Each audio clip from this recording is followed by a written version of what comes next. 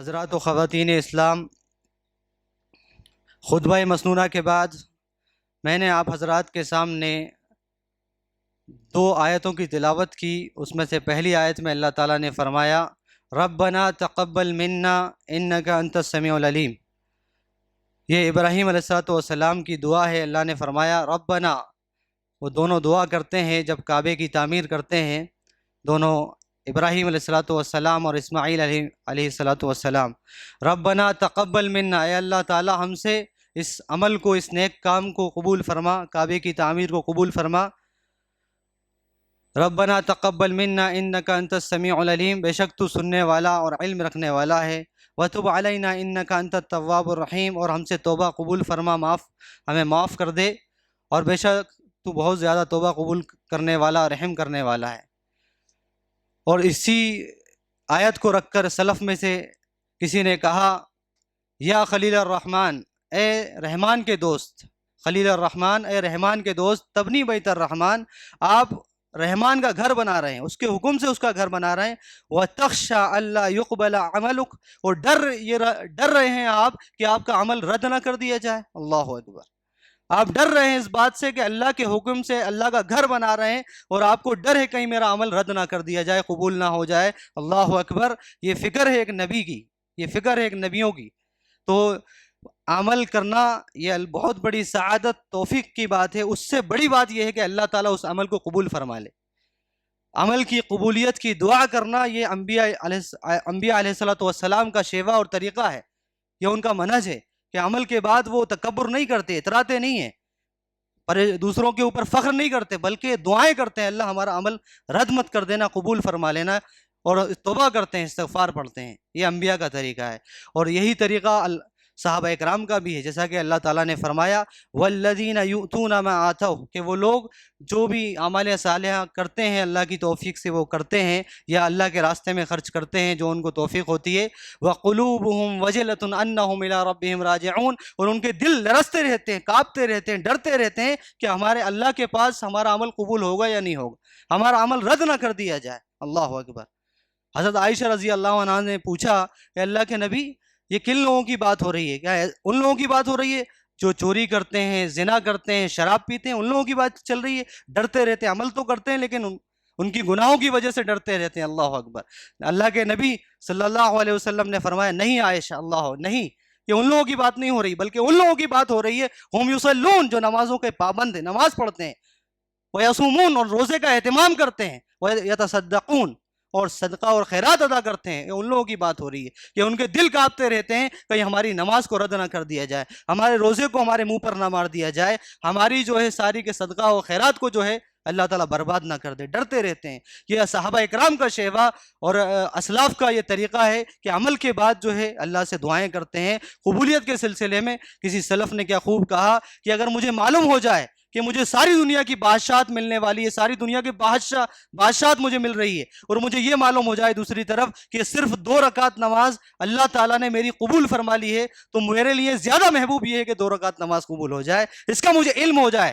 کیوں؟ کیونکہ اللہ تعالیٰ فرماتا ہے انما یتقبل اللہ من المتقین، انما یتقبل اللہ من المتقین، کہ اللہ تو صرف متقیوں سے قبول فرماتا ہے، اللہ تو میں متقین میں شمار ہو جائے گا، میرا جو نام ہے متقیوں کی لسٹ میں آ جائے گا، فاسق اور فاجر سے نکل کر۔ سبحان اللہ۔ تو یہ ان کی فکر ہوا کرتی تھی کہ عمل کی قبولیت کس طریقے سے اللہ کے پاس۔ الحمدللہ ہم نے اور آپ نے اپنی طاقت استطاعت کے مطابق رمضان کے روزے رکھے، تراویح کا اہتمام کیا، صدقہ و خیرات کیا، بہت ساری سب نے جو ہے الگ الگ عبادتیں کی۔ اس کے بعد بھی ہم یہی کہیں گے حق تو یہ ہے کہ حق ادا نہ ہوا، جیسی کرنا چاہیے ویسے نہیں کی، پھر بھی اللہ تعالیٰ سے ہم جو بنیاد بنائی ہے اس کو آگے بڑھانے کی، اس کے اوپر بلڈنگ تعمیر کرنے کی کوشش کرنا چاہیے۔ اور ایسا نہیں ہے کہ بعض نعوذ باللہ ہمارا عمل یہ ہم کو بتاتا ہے بعض حضرات کہ نمازیں نعوذ باللہ رمضان سے ختم ہو گئیں، تراویح ختم ہو گئی، تہجد ختم ہو گئی، روزے ختم ہو گئے، صدقہ خیرات ختم ہو، ایسا نہیں ہے۔ یہ عبادت رمضان کے لیے خاص نہیں ہے، یہ تو ٹریننگ تھی، اس کے بعد تو آپ کو ڈیوٹی ادا کرنا ہے، اس کے بعد تو آپ کو مسلسل عبادت میں جو ہے، ہاں یہ بات ہوگی کہ کچھ کمی ہوگی، زیادتی ہوگی، اللہ کے نبی صلی اللہ علیہ وسلم نے فرمایا احب الاعمال الی اللہ ادومها وان قل، اللہ کے پاس سب سے محبوب عمل وہ ہے جو تھوڑا ہو لیکن کنٹینیو ہو، مسلسل ہو، وہ اللہ کو زیادہ محبوب ہے کہ ایک انسان بہت زیادہ عبادت کرے اور پھر چھوڑ دے، وہ اللہ کو پسند نہیں ہے، وہ اللہ کو پسند نہیں ہے۔ آپ جو ہے بہت زیادہ نماز اور اہتمام کریں، ایک دم نماز پڑھنا ہی چھوڑ دیں، فرض پڑھنا چھوڑ دیں، اللہ کے پاس کوئی مقام نہیں ہے نا۔ اللہ جو ہے صرف رمضان کا رب نہیں ہے، اللہ تو پورے مہینے کا رب ہے، پورے سالوں کا رب ہے نا۔ ہر چیز ہر وقت روزی دینے والا وہی ہے، رمضان روزی دینے والا نہیں ہے، رمضان خالق و مالک نہیں ہے نا۔ اللہ تعالیٰ خالق و مالک ہے جو حی ہے، کبھی مرتا نہیں کبھی جاتا نہیں ہے رمضان کی طرح۔ سبحان اللہ میرے بھائی، عبادت کرو، اللہ نے فرمایا وَاعْبُدْ رَبَّكَ حَتَّى يَأْتِيَكَ الْيَقِينُ، اپنے رب کی عبادت کرو جب تک کہ موت نہ آ جائے۔ رمضان تک عبادت کا حکم قرآن حدیث میں نہیں ہے نا۔ عبادت کب؟ جب تک موت نہ آ جائے، موت کا کسی کو بھروسہ نہیں ہے۔ تو یہ ہماری اور آپ کی فکر یہ ہونا چاہیے کہ اللہ تعالیٰ جو ہے ہمارے عمل کو قبول فرما لے۔ عمل قبول ہوا نہیں ہوا اس کا علم تو صرف اللہ کے پاس ہے، اللہ کے علاوہ کوئی نہیں جانتا کہ ہمارا عمل قبول ہوا۔ لیکن اہل علم نے قرآن و حدیث کی روشنی میں کچھ علامتیں بتائی ہیں، وہ کیا ہے کہ عمل کے بعد آپ کو مسلسل عمل کی توفیق، نیک عمل کی توفیق ملتی رہے۔ تو یہ دلیل ہے اس بات کی کہ آپ کا عمل اللہ کے پاس انشاءاللہ قبول ہوا ہے، تو آپ کو نیک عمل کی توفیق ملتی جا رہی ہے اور آپ اس پہ آگے بڑھتے جا رہے ہیں۔ سبحان اللہ۔ تو پہلی چیز یہ ہے کہ ہم کو نیک عمل میں آگے بڑھنے کی کوشش کرنا چاہیے نا۔ فی الخیرات یعنی یسارعون فی الخیرات، اسی آیت کے آخر میں اللہ نے فرمایا کہ والذین یسارعون فی الخیرات وہم لہا سابقون، کہ جو ڈرتے رہتے ہیں پھر بھی وہ نیکیوں میں آگے بڑھتے ہیں۔ سبحان اللہ، نیکیوں میں آگے بڑھنے کی کوشش کرتے ہیں اور جو ہے سبقت لے جانے کی کوشش کرتے ہیں، جیسے صحابہ اکرام کا حال ہوتا تھا کہ آج بھی جو ہے تہجد ختم نہیں ہوئی ہے نا، کم زیادہ ہوگی ہے نا، وہ بھی آپ پڑھنے کی کوشش کرنا ہے، اپنے گھر میں اس کو جاری رکھنا ہے، جو پیر جمعرات اور مہینے کے 3 دن کے روزوں کو جاری رکھنا ہے، یہ جو ہے مداومت عمل کی نشانی ہے۔ اسی طرح صدقہ و خیرات کرتے رہنا ہے۔ تو یہ دلیل ہے اس بات کی کہ انشاءاللہ اللہ کے پاس امید ہوگی کہ ہمارے عمل اللہ کے پاس قبول ہوں گے انشاءاللہ۔ اور اسی طریقے سے قبولیت کی دعا کے ساتھ ساتھ ایسے بہت سارے اعمال ہیں، ہم نیک عمل انجام دیتے ہیں لیکن وہ عمل بھی ہم انجام دیتے ہیں یا وہ بری عادتیں ہم نہیں چھوڑتے ہیں، تو اس کی وجہ سے ہمارے سارے اعمال کا اجر و ثواب برباد ہو سکتا ہے، ہمارے سارے عمل بیکار ہو سکتے ہیں، ہماری ساری محنت برباد ہو سکتی ہے۔ اس مزدور کی طرح گویا کہ جو مزدور دن بھر محنت کرتا ہے، مشقت کرتا ہے، خون اور پسینہ بہاتا ہے، اور رات میں جب شام میں اجرت لینے کے لیے جاتا ہے تو اس کا جو مالک ہے، اس کا جس کے پاس وہ کام کر رہا ہے، وہ کہہ دے کہ آپ کا جو ہے کوئی کام نہیں کیا، آپ نے سارا کام بگاڑ دیا۔ اللہ اکبر، بہت مشقت کر کے اس کے پاس جائے، پسینہ ٹپک رہا ہے، پھر کہے کہ آپ کو کوئی اجرت نہیں ملے گی، آپ نے کوئی کام نہیں کیا، ہماری جو ہے ہمارے حساب سے آپ نے کام نہیں کیا۔ اللہ اکبر، یہی حالت ہوگی اس شخص کی۔ اللہ میری اور آپ کی حفاظت فرمائے جو بہت زیادہ نیکیاں سب کچھ کرے، عبادتیں کرے، لیکن ایسی عادتیں، ایسی باتیں اور ایسے عمل کو انجام دیتا ہے جس سے اس کے عمل برباد ہو جاتے ہیں، قیامت کے دن اس کو کوئی اجر و ثواب نہیں ملے گا۔ تو اللہ میری اور آپ کی ان اعمال سے حفاظت فرمائے۔ آئیے ان اعمال کے بارے میں کچھ جاننے کی کوشش کرتے ہیں۔ مشہور حدیث ہے، اس سے آپ کو اس بات کا اندازہ ہوگا کہ ہمارے عمل کس طریقے سے برباد ہو سکتے ہیں، کس طریقے سے پھوٹی اور لیکیج والی بالٹی میں ہم پانی ڈال رہے ہوتے ہیں۔ اللہ اکبر، پانی ہم کہتے ہیں پانی آ ہی نہیں رہا، پتہ چل رہا ہے بالٹی پھوٹی ہوئی ہے، زندگی میں برکت نہیں آ رہی، رحمت نہیں آ رہی، مغفرت نہیں آ رہی، پتہ چل رہا ہے بالٹیاں جو ہے پھوٹی ہوئی ہیں۔ سبحان اللہ۔ تو پیارے نبی صلی اللہ علیہ وسلم نے ایک مرتبہ صحابہ سے پوچھا، اے صحابہ اتدرون من المفلس، تم جانتے ہو مفلس کون ہے، تنگ دست کون ہے، فقیر کون ہے؟ صحابہ نے کہا اللہ کے نبی صلی اللہ علیہ وسلم المفلس فینا من لا درہم لہ ولا دینار، کہ اللہ کے نبی ہمارے پاس دنیاوی اعتبار سے کہیے کہ ہمارے پاس مفلس کنگال تو وہ ہے جس کے پاس دینار نہ ہو، درہم نہ ہو، پراپرٹی نہ ہو، گھر بار نہ ہو، گاڑی بنگلہ نہ ہو، یہی ہمارے پاس مفلس فقیر ہوتا ہے۔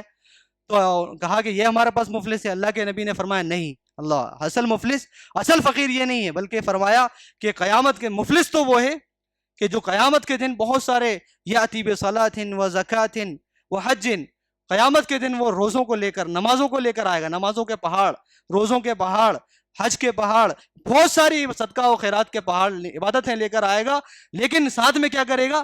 وقد شتم ھذا، اس آدمی کسی کو اس نے گالی دی ہوگی، وقذف ھذا، کسی کو تہمت لگائی ہوگی، واکل مال ھذا، کسی کا اس نے مال کھایا ہوگا ناحق طریقے سے، وسفک دم ھذا، کسی کا خون بہایا ہوگا، وضرب ھذا، کسی کو مارا ہوگا۔ اللہ اکبر۔ تو اللہ تعالیٰ جو ہے سبحان اللہ، وہ سارے حقدار جو جس کا اس نے تکلیف پہنچائی، ظلم کیا ہے، جس نے ناحق ان کو پریشان کیا ہے، وہ سارے ترتیب سے لائن میں کھڑے ہوں گے۔ اور جو ہے اپنی اپنی وہاں تو درہم اور دینار پراپرٹی نہیں چلے گی، یا چیک لکھ کے آپ دے دیتے ہیں چلو ٹھیک ہے، آپ وہاں نہیں چلے گا مال و دولت، ساری دنیا کی دولت بھی آپ دیں گے کچھ فائدہ نہیں ہوگا ہی نہیں آپ کے پاس، وہاں کیا نیکیاں چلیں گی۔ تو اللہ تعالیٰ فرمائے گا کہ اس آدمی کی جو نیکیاں ہیں، ان کے گناہ، اس کے جو ظلم کی بقدر مال جو کھایا، گالی دی، جو بھی ظلم کیا ہے، ان کے بقدر اس کی نیکیاں ان کو دیتے چلے جاؤ، نیکیاں دیتے جائیں گے، لوگ آتے جائیں گے، نیکیاں دیتے جائیں گے۔ ایک وقت ایسا بھی آئے گا ساری نیکیاں، سارے نماز کے، روزے کے، زکوٰۃ کے، سب کے پہاڑ ختم ہو جائیں گے، اور جو ہے ابھی لائن میں لگنے والے، جن پر ظلم کیا ہے، جن کو تکلیفیں پہنچائی ہیں، جن کو ستایا ہے دنیا کے اندر، وہ ابھی باقی ہوں گے۔ اللہ اکبر۔ تو اللہ تعالیٰ حکم دے گا اس کے جو گناہ ہیں، لوگوں کے جو گناہ ہیں نیک، اس کے ظلم کے بقدر اس کے اوپر ڈالتے چلے جاؤ، لوگوں کے گناہ اس کے اوپر ڈالے جائیں گے، ڈالے جائیں گے، ڈالے جائیں گے، یہاں تک کہ دیکھتے دیکھتے جو نیکیوں کے پہاڑ تھے، گناہوں کے پہاڑوں میں تبدیل ہو جائیں گے۔ پھر اللہ تعالیٰ حکم دے گا اس کو منہ کے بل کھینچ کے جہنم میں ڈال دیا جائے گا۔ اللہ اکبر۔ میرے بھائی، اللہ ہماری حفاظت فرمائے۔ یہ وہ اعمال ہے جس کی وجہ سے ہماری نیکیاں برباد ہو جاتی ہیں۔ میرے بھائی، آج غور کیجیے، ہم سب کوشش کرتے ہیں، پہلی صف میں نماز پڑھتے ہیں، روزے رکھتے ہیں، اچھے اچھے کام کرتے ہیں، لیکن ہمارا بھائی ہم سے ناراض ہے، ہمارے والدین ہم سے پریشان ہیں، کوئی کسی کا مال ہم دبا رہے ہیں، کسی کا گھر لے لیا تو گھر چھوڑنے کو تیار نہیں، کوئی جو ہے مکان مالک اپنے جو ہے کرایہ دار کو ستا رہا ہے، کرایہ دار مکان مالک کا دشمن بنا ہوا ہے، اس کا مال ناجائز طریقے سے کھا رہا ہے۔ ان سارے لوگوں کی عمل برباد ہو جائیں گے۔ اللہ اکبر۔ اور جو ہے کوئی کسی کو مارتا ہے ناحق، اس سے گالی دیتا ہے، اس کی وجہ سے بھی عمل برباد ہو جاتے ہیں۔ خلاصہ کیا ہے کہ آپ حقوق اللہ میں 100 نمبر لے کر آ جائیں اور حقوق العباد میں فیل ہو جائیں تو آپ پاس نہیں ہو سکتے، آپ فیل ہو جائیں گے۔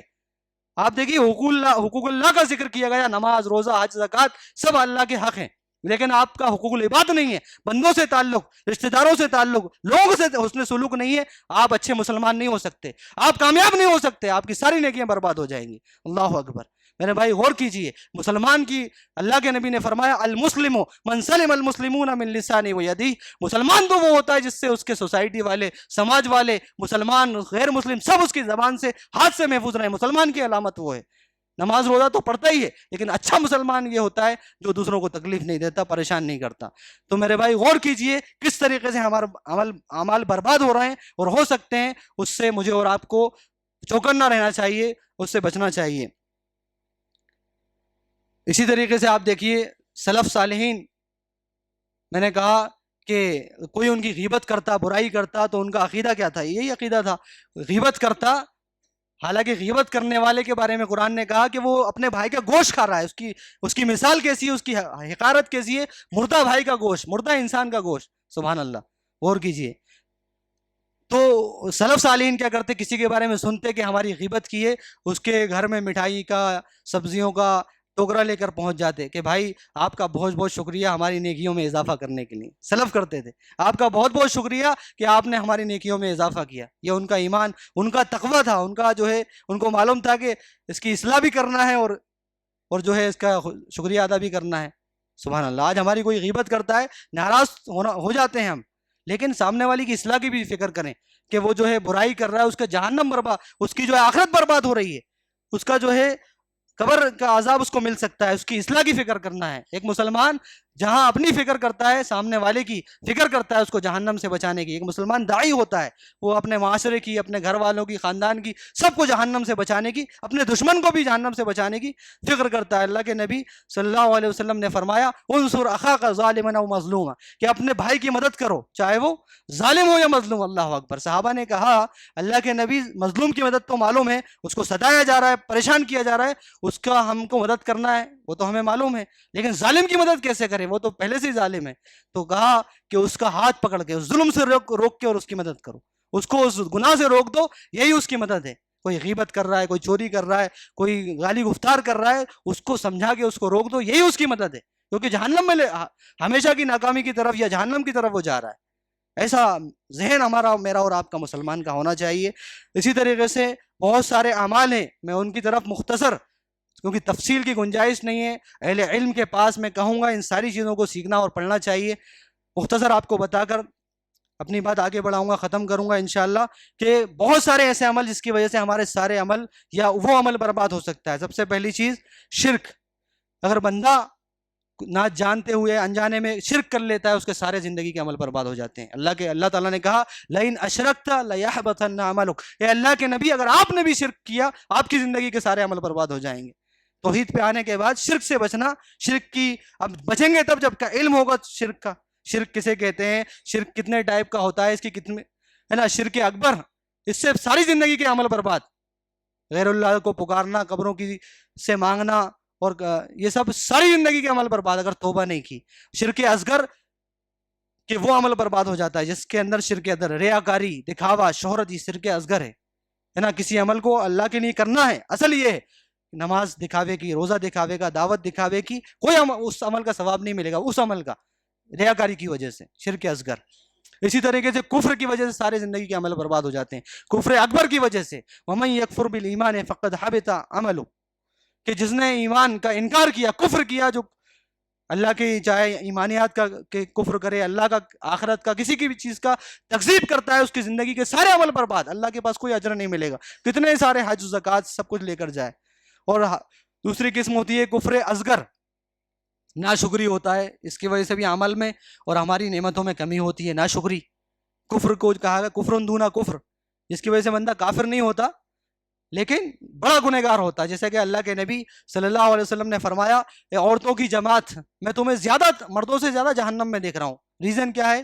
پوچھا بہت زیادہ تم لعن طعن کرتی ہو، وَتَكْفُرْنَ الْعَشِيرَ، اور شکروں اور جو ہے شوہروں کی کفر کرتی ہو، شوہروں کا ناشکری کرتی ہو۔ اب شوہروں کی ناشکری سے کافر تو نہیں ہو جائیں گی عورتیں، گناہ کبیرہ ہے یہ، اللہ اکبر، گناہ کبیرہ ہے۔ تو ہر کفر کافر بنانے والا نہیں ہوتا کہ قرآن میں جہاں بھی کفر آیا ہم سب کو کافر کافر کہتے چلے جائیں، یہ سیکھنا چاہیے ہے نا، کفر اکبر کون سا ہے، کفر اصغر کون سا ہے، کفر شرک اکبر کون سا ہے، شرک اکبر اصغر کون سا ہے نا۔ یہ بہت بڑی ذمہ داری ہے ہماری، فرض ہے، یہ ان چیزوں کا علم حاصل کرنا فرض ہے ہر مسلمان کے اوپر، یہ بنیادی باتیں ہیں۔ اسی طریقے سے ارتداد، کوئی بندہ مسلمان ہو کر ارتداد میں چلا جائے، کفر کو اختیار کر لے دل سے مکمل طریقے سے، اس کی زندگی کے سارے عمل برباد ہو، اللہ اکبر، ساری عمل، ساری نیکیاں برباد، اللہ ہم سب کی حفاظت فرمائے۔ اسی طریقے سے نفاق سے، نفاق کی بھی دو قسمیں ہیں، نفاق اعتقادی جیسے منافقین مدینہ کا نفاق ہے، اللہ نے فرمایا ان کے بارے میں ان المنافقین فی الدرک الاسفل من النار، کہ منافقین جہنم کے سب سے نچلے طبقے میں ہوں، سب سے بدترین کفر ہے ان کا۔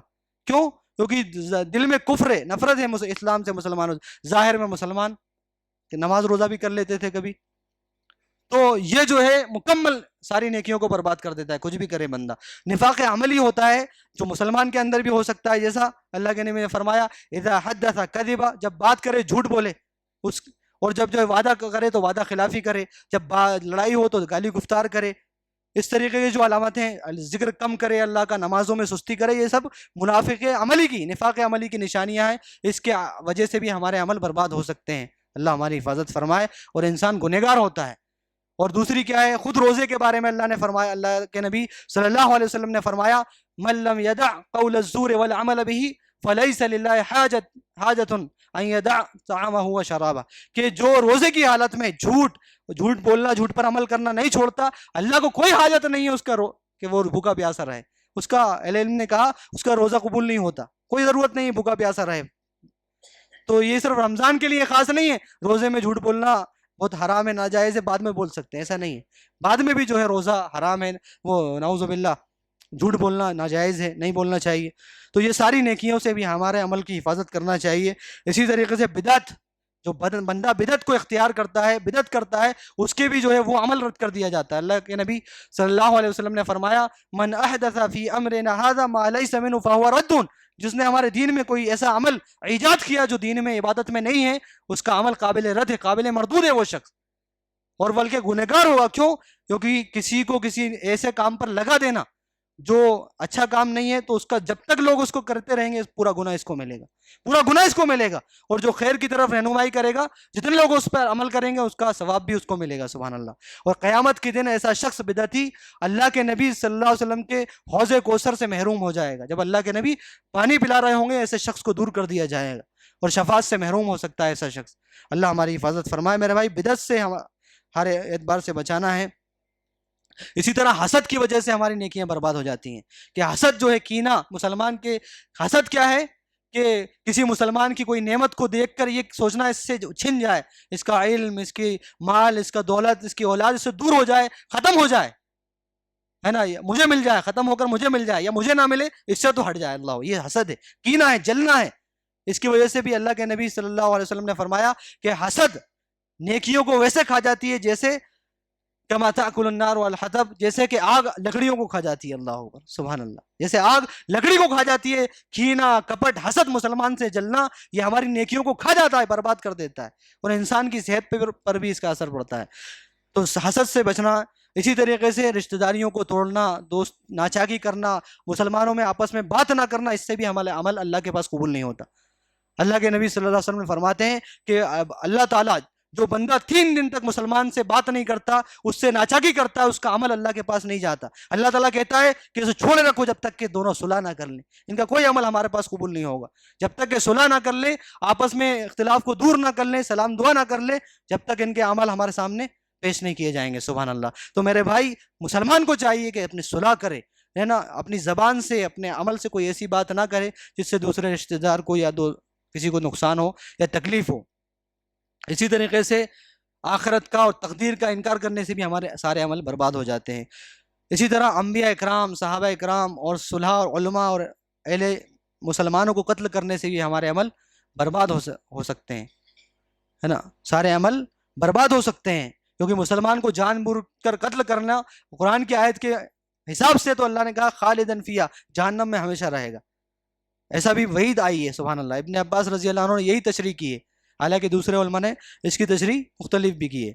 اس سے بھی جو ہے سارے عمل برباد ہو سکتے ہیں۔ اسی طریقے سے بعض خاص چیزوں کے عمل کو برباد کرنے والے عمل ہیں، جیسے نماز جو ہے، نماز کو برباد کرنے والا عمل کیا؟ جلدی جلدی نماز پڑھنا، رکوع سجدہ جلدی جلدی کرنا، مکمل ادا نہ کرنا، اس سے ساری نمازیں برباد ہو جاتی ہیں۔ حدیث میں آتا ہے کہ ایک بندہ 60 سال 50 سال نمازیں پڑھتا ہے، لیکن اس کی ایک نماز بھی اللہ کے سامنے قبول نہیں ہوتی کہ اس نے رکوع اچھے سے نہیں کیا، رکوع اچھے سے کیا تو سجدہ اچھے سے نہیں کیا، سبحان اللہ۔ خشوع اور خضوع نہ ہونا یا سورہ فاتحہ کا نہ پڑھنا بعض حدیثوں کے مطابق، یہ بھی نماز کو برباد کرنے والی چیزیں ہیں۔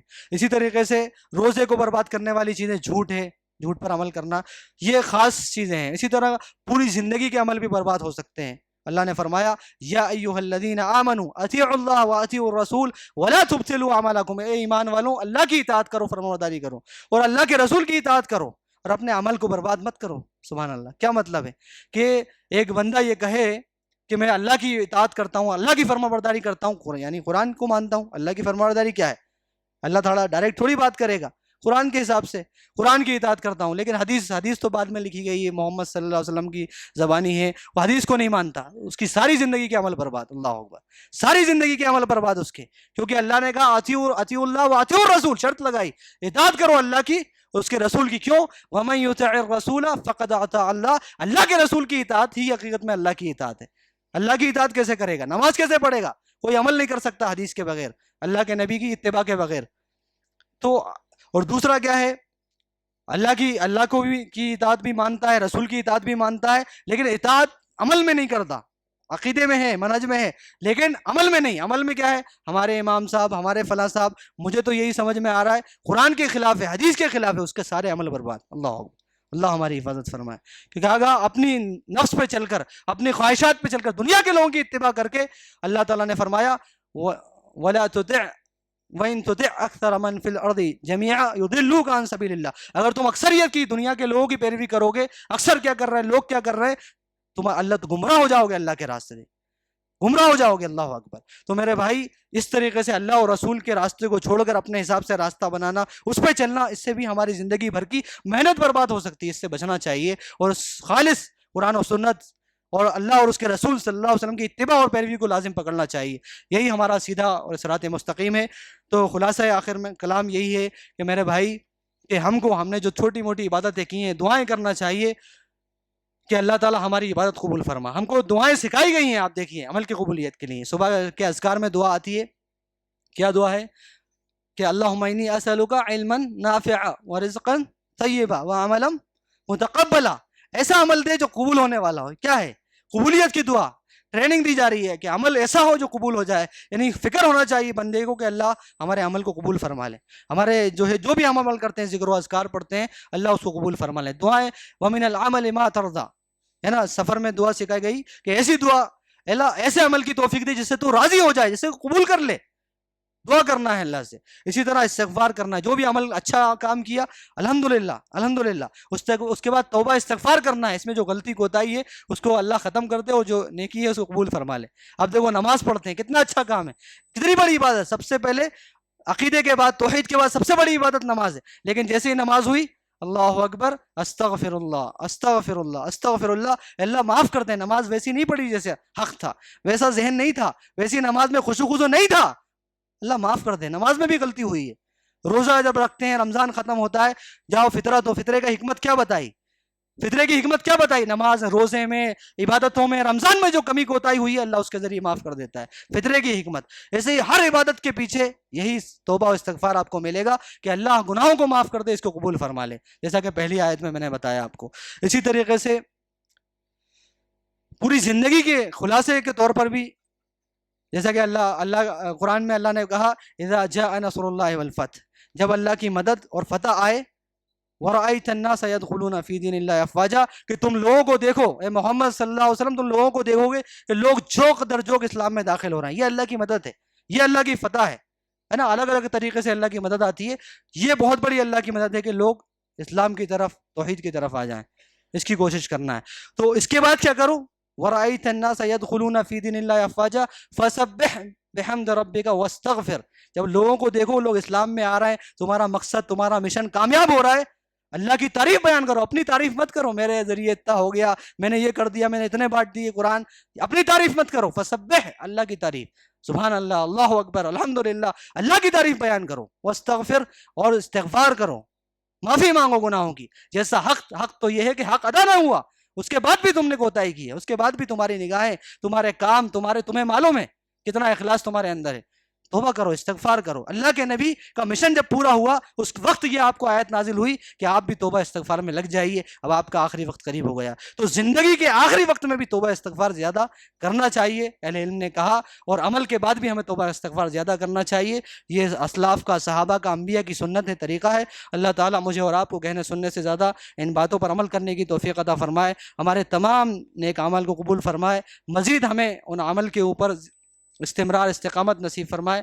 ہم میں جو بیمار ہیں ان کو شفاء کاملہ عاجل عطا فرمائے، جو پریشان ہیں ان کی پریشانیوں کو دور فرمائے، جو نکاح کے لیے، شادی کے لیے پریشان ہیں، اچھے نیک اور صالح رشتے عطا فرمائے، جو قرض دار ہیں ان کی قرض کی ادائیگی کی صورتیں پیدا فرمائے، اور ہم سب کو جہنم سے بچا کر اور جنت الفردوس میں داخلہ نصیب فرمائے. آمین. اقول قولی ھذا استغفر اللہ لی ولکم ولسائر المسلمین فاستغفروہ انہ الغفور الرحیم.